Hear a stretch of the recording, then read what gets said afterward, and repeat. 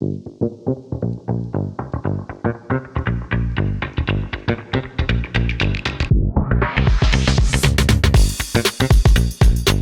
au Polysécure épisode spécial InCyber. Je sais que Yuna, est-ce que tu peux te présenter? Oui, bonjour. Donc Yuna Chosbentabed, je suis ingénieure sécurité réseau et spécialisée en social engineering. Donc j'accompagne les entreprises à travers des masterclass, des audits et j'ai aussi du coup tout un volet formation en social engineering parce qu'on est malheureusement encore assez pauvre du coup sur ce sujet en France. Pas juste en France. Pas juste en France. Je pense que c'est un sujet qui est relativement universel. Tu es venu présenter InCyber à Montréal. Quel est le sujet que tu es venu présenter? J'ai eu la chance de faire 2 conférences du coup là au FIC. Une hier où vraiment on a parlé social engineering, comment ça fonctionne, quelles sont les techniques qu'on utilise, quels sont aussi les biais, comment est-ce que cognitivement, pourquoi est-ce qu'on tombe dans les pièges. On est allé un peu plus loin aussi en parlant du coup de ces leviers qu'on utilise, les mêmes en cas, mais à l'échelle de manipulation beaucoup plus globale, de désinformation et de manipulation des élections et des démocraties, quoi. Et aujourd'hui, ce matin, j'ai eu la chance du coup d'intervenir juste après le ministre de la cybersécurité sur la scène transport, du coup, donc pour l'ICAO, c'est l'aviation civile des Nations Unies. Et voilà, on a parlé aussi social engineering et failles humaines, mais au sein de l'aviation et des transports. Très intéressant, très pertinent, puis surtout dans une application, dans des champs d'expertise spécifiques. Je vais commencer avec quelque chose qui n'a aucun lien avec ça. Qu'est-ce qui a passé de ingénieur réseau à social engineering? Parce que c'est quand même pas un passage qui est disons, naturel. Qu'est-ce qui a amené d'un à l'autre? C'est vrai. Alors c'est vrai que la partie réseau, là, c'est très technique et très... ça manque un peu d'humain au final. Je pense qu'il y avait quand même un manque chez moi de rapport humain. Non, mais plus sérieusement, en fait, je crée pas mal de contenu sur LinkedIn et ce qui m'a amené beaucoup de visibilité. Et en fait, j'ai commencé à créer du contenu sur le hacking parce que je me suis dit, mais en fait, je pense que ça doit intéresser plein de gens parce que c'est assez fascinant comme domaine. Donc j'ai démystifié un petit peu ces concepts-là. Et en fait, de fil en aiguille, je me suis dit, mais en fait, le hacking technique et physique, c'est bien. Mais en fait, le hacking humain, c'est la clé de voûte de tout ça, quoi. Et en fait, du coup, je suis allée me former aux États-Unis avec Christopher Hadnagy, qui est quand même le pape du social engineering mondial. Et voilà, et le but, c'est de ramener ça en France et en Europe, parce que je trouve qu'aux États-Unis, ils ont quand même un peu plus d'avance que nous. Je pense qu'un peu comme le pen test en France, il y a 15 ans, c'était assez rare. Maintenant, c'est devenu normal. Je sais qu'aux États-Unis, du coup, le social engineering est mené des audits et c'est assez courant, en fait. Et voilà, je pense qu'il y a vraiment du travail à faire sur le facteur humain en France et en Europe et probablement au Canada, du coup. Oui, on est un peu dans le même univers. Il y a vraiment juste l'environnement américain où il y a eu des spécialistes qui ont fait grandir ça, et notamment par les éléments du DEFCON où il y avait les exercices qui étaient dans ce sens-là, qui te mettaient en valeur justement cette façon-là d'utiliser l'humain pour aller plus loin et ça m'a brisé le système. Puis d'ailleurs, dans une autre conférence, j'avais sorti une statistique, c'est d'un cas de 72% des incidents de sécurité à l'heure actuelle, c'est un humain qui est impliqué à l'intérieur de ceci, une question de méconnaissance, et ainsi de suite. Peux-tu justement commencer à discuter qu'est-ce que le social engineering représente, qu'est-ce que c'est, pour un peu démystifier ça, puis ensuite on va continuer sur le sujet? Alors, qu'est-ce que c'est le social engineering? C'est l'art, hein, parce que c'est un art, hein, l'art de manipuler les autres pour obtenir des informations, ou avoir quand on a une cible, quoi. Ça peut être, du coup, ça prend plusieurs formes, le social engineering. C'est à la fois, ça peut être de l'intrusion physique, mais en fait, c'est aussi ce qu'on vit d'ailleurs au quotidien. En fait, c'est du phishing, du smishing, du vishing, donc voilà, le mail, voix, SMS. Et en fait, on est tous sujets à ça. En conférence, j'aime bien demander qui pense avoir déjà subi une attaque de social engineering. Il y a peu de mains qui se lèvent parce que en fait, les gens, je pense, n'ont pas conscience en fait de la régularité des attaques qui sont permanentes. Hein. On voit bien nos téléphones, c'est constant, quoi. Et donc voilà ce que j'ai répondu. Oui, ça va bien. Et de cet élément-là, tu en as fait une profession. Qu'est-ce que tu enseignes? Qu'est-ce que tu fais? Et comment tu aides justement les entreprises, les sociétés à avancer, à se former? Parce qu'on en reçoit tous, comme tu l'as très bien mentionné. Ça prend de toutes les formes, du courriel à des appels, à avec des urgences, des éléments comme ça. Donc, comment tu réussis à amener cette compréhension-là dans les employés de... Il y a plusieurs solutions. Enfin, ça dépend aussi des moyens. Malheureusement, les entreprises, par exemple, les TPE, PME, collectivités territoriales, c'est quand même moins d'argent à investir. Donc là, on va plus être sur des masterclass de entre 1 journée à 2 journées où on va voir en théorie en fait comment ça fonctionne, un peu comme je le fais en conférence, c'est déjà ça, mais on va aussi mettre en place des exercices et voilà, pour que les gens deviennent acteurs et de la sécurité et de comprendre comment ça fonctionne, quoi, pour les faire un peu penser comme des hackers. Et ça, c'est un premier volet. Et le deuxième volet, donc, c'est de l'audit, vraiment. Donc, on va faire soit de l'intrusion physique, on va faire une cartographie, auditer l'entreprise, voir où sont les vulnérabilités, les failles humaines. Et une des seules solutions, en fait, en social engineering pour augmenter la vigilance, c'est d'attaquer régulièrement. Donc, en fait, c'est des contrats très long terme sur 1 an, 2 ans, 3 ans, 4 ans, 5 ans. Où voilà, on met en place des campagnes de phishing, de vishing, de smishing en fonction des besoins évidemment de l'entreprise, avec différents niveaux de difficulté. Mais sans jamais, c'est vraiment une culture du no blame, quoi, en fait, parce que évidemment tout le monde tombe dans les pièges et c'est normal et il n'y a pas du coup à aller culpabiliser qui que ce soit en fait. Oui, absolument. J'aime bien ça que tu le spécifies. Parce que j'ai vu des entreprises qui vont justement aller punir les employés d'une façon ou d'une autre pour ça. Puis, à mon sens, ça fait pas sens parce que ça aide pas les gens à s'améliorer. Ils ont juste peur et donc ça a l'effet, somme toute, pour le contraire. Comment tu réussis à amener ça dans la compréhension du no blame dans le contexte parce que c'est pas naturel chez les gens de pas vouloir blâmer. Puis comment on réussit à passer cette idée-là pour que ça soit accepté?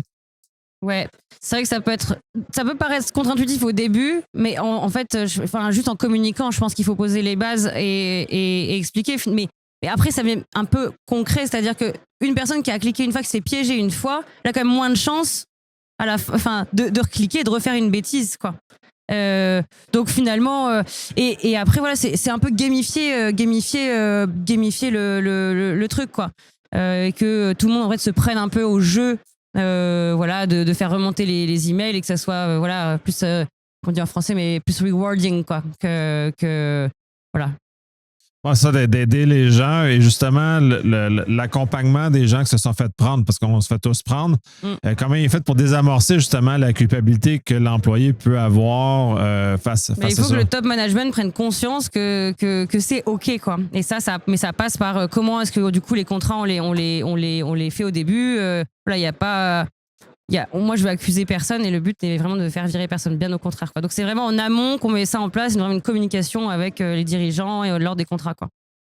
Oui, de toute façon, on se finit tous par se faire avoir. Puis, moi, le premier, donc, puis j'utilise énormément le fait que même comme un professionnel dans le domaine, je me suis fait avoir comme les autres, que je suis un humain comme les autres, puis justement de ramener cet aspect de dédramatiser, puis de dire non, mais on tombe tous à juste être un peu plus fatigué ou être moins vigilant. Côté plus humain, est-ce qu'il y a des interventions sur des attaques plus téléphoniques en présence ou d'éléments comme ça dans lesquels que tu exécutes puis justement qui aident les entreprises à aller plus loin? Redis-moi ta question. En présentiel. Ouais. Des éléments où tu fais que c'est pas par des courriels, mais c'est par soit des appels téléphoniques, soit par des interventions sur place ou bien sûr, dans le système. Tout ça rentre en. Tout dépend de ce qu'on décide du coup et des besoins.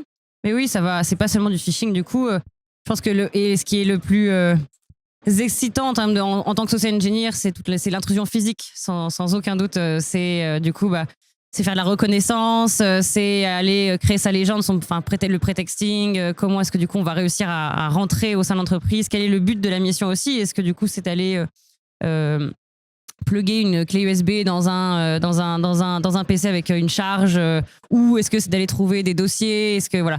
Et c'est vrai que honnêtement, il y en a quand même pas beaucoup des intrusions physiques pour l'instant, mais par contre c'est très excitant à faire comme en tant que engineer et voilà. Comment l'élément de communication est fait une fois que là j'en reviens plus sur les courriels notamment, une fois qu'ils ont été attrapés et comment on les amène à comprendre puis on aller plus loin dans leur compréhension. Parce que souvent, ce que j'ai vu, c'est que l'éveil est ou très court, puis ça s'estompe rapidement dans les semaines qui suivent le fait de se faire apprendre. Pour donner une certaine forme de continuité, as-tu des clés spéciales ou c'est peine perdue? Ouais. Déjà parce qu'il faut que ce soit récurrent. En fait, c'est pas envoyer un mail de phishing une fois tous les 3 mois, 4 mois, et puis des mails phishing où tu te dis, bon, bah, sérieusement, quoi. Après, ce qui est bien, moi, je trouve, c'est d'avoir un lien avec le user, quoi. C'est-à-dire qu'en fait, si tu cliques, tu reçois un petit message ou un appel en te disant, bon, bah, en fait, voilà ce qui vient de se passer, en fait. Et comme ça, c'est directement intégré dans le cerveau en mode ah mince quoi. Et c'est pas juste j'ai pas report et en fait ça reste très impalpable finalement pour l'être humain. Et donc là vraiment d'avoir un rapport aussi avec l'usager et une vraie compréhension de ce qui vient de se passer et pourquoi ça s'est passé quoi. Oui, puis là, on va basculer sur les biais parce que c'est les biais cognitifs, parce que c'est vraiment là où le jeu se fait. C'est là où, probablement, quand tu es allé te faire former aux États-Unis, dans lequel tu as joué énormément. Ça ressemble à quoi? Qu'est-ce qui est utilisé et comment on peut aller plus loin? Là, il y a plusieurs questions là-dedans, mais on va commencer par quels sont les biais généraux qui sont utilisés par les attaquants? Ouais. Alors, des biais cognitifs, il faut savoir qu'il y en a en fait des centaines. Hein. Et donc, évidemment, on ne va pas tous les citer là. Un des biais qui marche très très très bien, c'est le biais d'urgence. Voilà, alors l'urgence, mais on a tous déjà vécu ça. Hein. C'est le mail, le SMS avec en rouge, réponse immédiate. Et donc, en fait, ce qui va se passer avec le biais d'urgence, c'est aussi autre chose. C'est ce qu'on appelle en social engineering l'amygdala hijacking. Donc, l'amygdale, c'est une petite zone du cerveau qui, du coup, en fait, nous sert depuis des millions d'années à notre survie, quoi. Donc, c'est un peu le stay or leave, quoi. Donc, la fuite, quoi. Le problème, en fait, de cette amygdale, c'est que, en fait, elle nous fait perdre 60% de notre raisonnement. Voilà, il n'y a plus de raisonnement, en fait. Donc, on va agir dans l'instinct. Et donc, avec les biais d'urgence, c'est exactement ce qui va se passer, en fait. Notre raison qui va chuter et du coup, on va cliquer parce qu'il y a de la peur, il y a de l'urgence. Donc, celui est quand même très, très, très, très efficace. Hein. La bonne nouvelle avec l'amygdala hijacking et le biais d'urgence, c'est qu'en fait, dans la vie, il faut se rendre compte qu'il n'y a jamais quoi que ce soit qui demande qu'on réagisse dans les 30 secondes. En fait, rien, jamais. Et donc, tout ce qu'il suffit de faire, c'est à partir du moment où on reçoit ce genre de mail, d'appel, peu importe, c'est de se dire, je prends 20 secondes, 30 secondes à peine, hein, c'est franchement rien, juste pour respirer et pour me poser la question. Et là, ça reboot quand même l'amygdale et on reprend un questionnement raisonnable, quoi. Donc voilà, ça c'est déjà un bon. C'est bon à savoir, c'est quand même c'est pas compliqué et c'est quand même très efficace, quoi. Oui, absolument. C'est ce que je conseille justement, de prendre juste une respiration, va nous aider et ensuite de prendre le temps suffisant, puis dans l'urgence étant le principal utilisé. Il doit en avoir d'autres qui sont aussi très, très fréquents. Il y en a d'autres, ouais. Il y a évidemment le biais d'autorité. Voilà, donc tout ce qui est, je pense qu'il porte bien son nom, hein, mais voilà, si on reçoit un mail d'un notre supérieur ou après il y a d'autres, l'autorité c'est les médecins, c'est les avocats, c'est la police, etc., etc.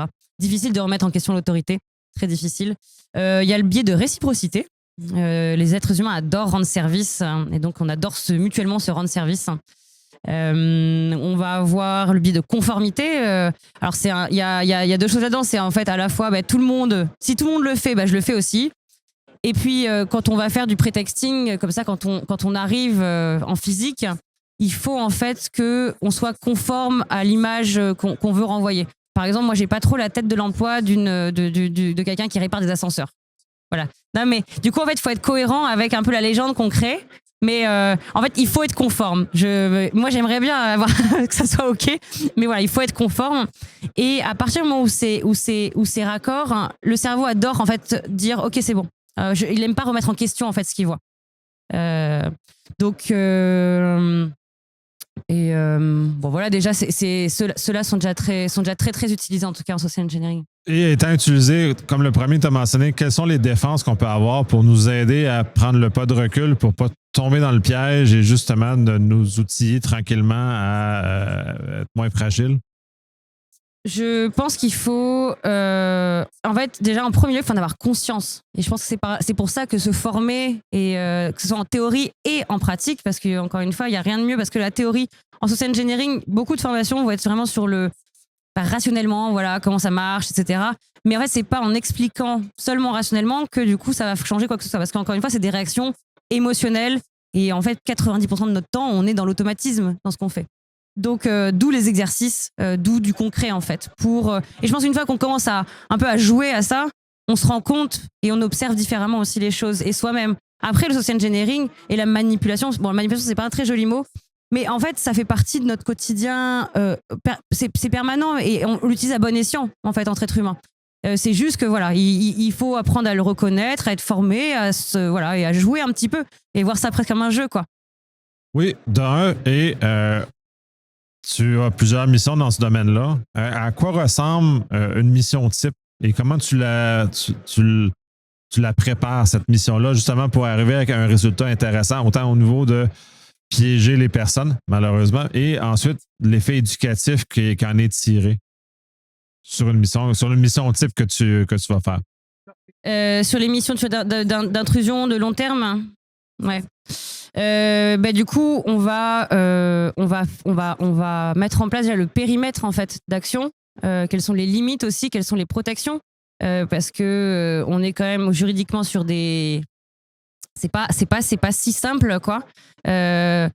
Surtout ce qui va être intrusion physique, il faut absolument prévoir des lettres de sortie de prison si jamais on se fait arrêter.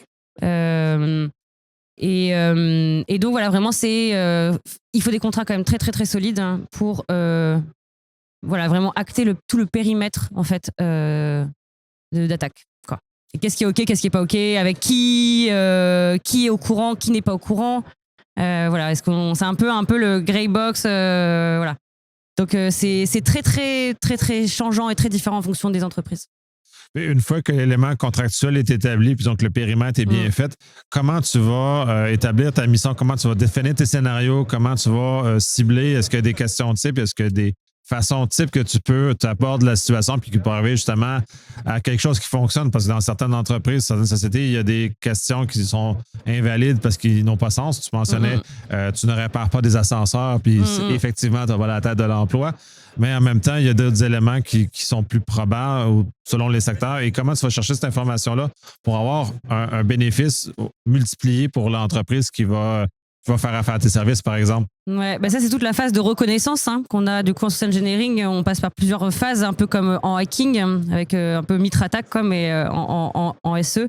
Ça, c'est la phase de reconnaissance et qui est d'ailleurs après, sur la durée aussi, où on va faire de l'OSINT en fait. On va utiliser du coup toutes les ressources qui sont à notre disposition publiquement pour dresser en fait un portrait de l'entreprise, qu'est-ce qu'il y a, par exemple les événements. Ok, quels sont les événements à venir? Ça, c'est que si on va faire du phishing, c'est voilà, on va voir qui sont les partenaires aussi annexes. On peut se faire passer pour de l'IT support, par exemple par la voix. Les mails de phishing, ça va être pour un événement à venir avec des places à gagner, etc. Voilà, en gros. Super intéressant. J'ai fait un bon tour d'horizon du sujet en question. Est-ce qu'il y a des choses qu'on n'a pas abordées que tu aimerais discuter? Moi, il y a un sujet que j'aime bien en SE, c'est l'ocytocine, en fait. Moi, j'aime bien réfléchir aussi vraiment en termes de la psychologie cognitive et qu'est-ce qui se passe. Et donc, l'ocytocine, en fait, on la connaît pas mal, cette hormone, elle est assez connue, mais en fait, c'est l'hormone de l'amour. En général, on l'appelle comme ça. En fait, bon, souvent on la connaît parce que du coup, c'est quand on a ce côté où donc les mamans, quand elles accouchent de leur enfant, on sait qu'il y a un énorme pic d'ocytocine qui est créé avec l'attachement avec l'enfant, quoi. Mais en fait, ça va beaucoup plus loin que ça. L'ocytocine, c'est vraiment l'hormone de la confiance, en fait, entre les êtres humains. Ce qui est donc on en sécrète tout le temps dans tous nos rapports et c'est d'ailleurs en fait quelque chose d'assez extraordinaire, ce qui nous permet d'être humains et de travailler comme on le fait. On a cette capacité quand même les humains assez extraordinaire de pouvoir travailler à travers le monde entier sans s'être jamais vu et juste parce qu'on se fait confiance et qu'on travaille ensemble. Donc c'est encore une fois c'est une force. Toutes les choses dont on a pu parler, je le vois j'en parle en termes de manipulation, plutôt négativement, mais en fait ce sont aussi les forces de l'humanité, quoi. C'est juste que ça dépend du contexte et comment est-ce qu'elles sont utilisées contre nous. Et donc, l'ocytocine, ce qui est voilà, assez fascinant chez l'être humain, c'est pas tant le fait de mutuellement se faire confiance, mais si c'est quelqu'un te dit « je te fais confiance », là, ça va créer un énorme pic d'ocytocine Et ça va du coup créer un rapport donc en effet de confiance, et on va avoir envie de rendre service, etc., quoi. Mais voilà, je trouve ça assez passionnant de voir que finalement c'est quand l'autre nous fait confiance que voilà, on a ça qui se produit dans notre cerveau. C'est assez beau. Malheureusement, en social engineering, c'est très efficace aussi. Oui, et c'est très efficace. Et justement, pour rebondir un peu là-dessus, comment tu réussis à équilibrer pour pas détruire la beauté de l'oxytocine notamment, mais de faire que les gens ont une saine prudence par rapport à ça? Ouais, c'est une excellente question. Moi, dans mon travail, du coup, mon boulot, c'est de défendre, et c'est éthique. Donc, en fait, et c'est Christopher Energy qui m'a formé de cette façon-là, mais en fait, notre travail, nous, quand on intervient, on doit laisser les gens que l'on croise mieux qu'avant nous avoir vus. Donc, en fait, j'utilise jamais de chantage, de blackmailing, de peur, etc., etc. C'est pas éthique, et le but n'est pas de manipuler, de faire du mal aux gens. Mais ça, c'est parce qu'on est on est là pour auditer et pour protéger l'entreprise, en fait. Mais évidemment, des vrais attaquants n'auront aucun problème du coup à utiliser toutes ces d'autres techniques de coercition, etc., quoi. Mais à vrai dire, en fait, on se rend compte que ne pas utiliser ces techniques de peur, enfin tout ce qui est plutôt dans on va dire les méchants, en fait, ça marche très très bien aussi. La coopération et la confiance sont quand même des leviers qui sont les premiers en fait à être utilisés et qui fonctionnent à merveille, quoi. Parce que les humains ont profondément, on est tous, moi aussi, mais on a absolument besoin de se sentir écouté, de se sentir validé, et d'utiliser ça déjà, l'écoute active, et ça fait déjà des miracles, hein. Et les gens sont assez bavards aussi. Ça aide beaucoup à justement faire parler les gens. Puis tu t'as ouvert une brèche intéressante sur justement le fait de faire parler. La beauté d'utiliser l'axe positif, c'est que ça va faire parler les gens, et les gens vont avoir tendance à parler trop de choses qu'ils ne devraient pas pour différentes raisons. Comment ça s'exploite sans tomber du côté obscur? Parce que, puis là, tu le mentionnes bien, parce que, puis pour l'avoir vécu dans certaines, à l'usage de l'urgence, celui qui le subit est un peu brisé à la fin de l'expérience. Puis c'est pas l'objectif dans ce cas-là. Comment tu réussis à aller soutirer l'information sans que la personne vienne à se sentir brisée ou piégée après ça? Parce qu'il y a un peu ça aussi, là. Ouais, c'est pas facile. Je pense que vraiment, en effet, c'est un fil, quoi. C'est un fil, et tout n'est pas maîtrisable, malheureusement. Après, il y a aussi le but de la manœuvre, hein, et le but, c'est justement de protéger l'entreprise. Et s'il faut faire cliquer les gens et d'être dans l'urgence, malheureusement, ça fait aussi partie de cette éthique pour la protection de l'entreprise. Et pourquoi est-ce qu'on le fait, quoi? C'est pour des bonnes raisons, en tout cas. Et est-ce que... ouais, il y a des bonnes raisons, en tout cas. Ouais, mais c'est un peu terrible l'espace de la confiance, parce que c'est aussi l'espace de la trahison. La confiance, parce qu'une fois qu'elle est brisée, elle joue là-dessus, puis ça vient basculer d'un côté le très positif d'être un humain, de collaborer, de travailler ensemble, à on brise la collaboration d'un coup sec. Généralement, ça doit faire assez mal. Ça doit être difficile à gérer ça pour l'entreprise qui demande justement un test. Mais je pense que c'est pour ça qu'il faut que ça soit vraiment intégré en fait dans la culture. Il ne faut pas qu'on soit juste dans l'attaque pour l'attaque, et qu'il y ait que tout le monde en fait se sente responsable, en fait. Et je pense que c'est avec la théorie, avec les masterclass qu'on amène ça. C'est la responsabilité de chacun dans la cybersécurité et dans la sécurité de l'entreprise, quoi. Donc on est tous acteurs de ça, et c'est plus un jeu humain auquel il faut se mettre et le voir un peu comme ça pour évoluer. Et en plus là, c'est protéger l'entreprise, mais en fait c'est aussi extrêmement utile dans notre vie, nos vies personnelles et individuelles. Encore une fois, tous les mails et tous les SMS, même les attaques de phishing par IA qui sont extrêmement bien faits. Voilà, il faut cette vigilance, elle est essentielle. Et d'ailleurs, en fait, ça va même plus loin que ça, hein. Ça va dans comment est-ce que du coup l'information, maintenant, on est dans une guerre de l'information. Comment l'information est manipulée, comment on vit tous dans des bulles de filtre. Et en fait, les leviers qu'on utilise en social engineering, donc la peur, jouer sur la peur, la colère, etc. Enfin, c'est des émotions fortes. En tout cas, vraiment, c'est de l'amygdala hijacking. C'est exactement la même chose que dans la guerre de l'information. Et donc, dans cette infobésité, dans ces bulles de filtre, c'est exactement la même chose qu'on vit. Et finalement, créer du coup une culture de la vigilance de l'information déjà en termes de l'entreprise individuellement, c'est aussi du coup comprendre quand même beaucoup mieux le monde dans lequel on vit et être avec un peu plus d'objectivité, du moins. Et ouais. Oui, puis je trouve ça très intéressant parce qu'il y a deux éléments très importants qui ressortent de ce que tu dis. Le jeu et se connaître. Et c'est deux éléments très importants parce que c'est en même temps un signe que les gens ne se connaissent pas et n'ont pas tendance à tomber dans le jeu facilement et d'amener ça. Donc, c'est très, très intéressant d'avoir une approche de cette nature-là, de connaissance personnelle, sans tomber dans les clichés. Et c'est probablement ce que je ressens dans ce que tu dis, c'est vraiment là la clé pour nous aider à détecter qu'on est en train de se faire embarquer dans quelque chose qui est malhonnête, qui est incohérent et qui ne devrait pas suivre dans le flot normal de l'interaction avec l'autre humain qui est devant nous, devant le clavier ou peu importe comment il est. Là. Moi, ça fait le tour. Est-ce que tu as d'autres choses? Parce que là, on a glissé sur quelques petits éléments connexes, mais je trouve ça très intéressant. Non, je crois que c'est bon. Mais merci beaucoup pour ton temps. Toi. Merci d'avoir pris le temps de venir sur le podcast. Puis, c'est un plaisir. Je vais plugger ton podcast aussi tant qu'à la fin, mais je vais te laisser en parler un peu aussi. Là. Mon podcast, ouais.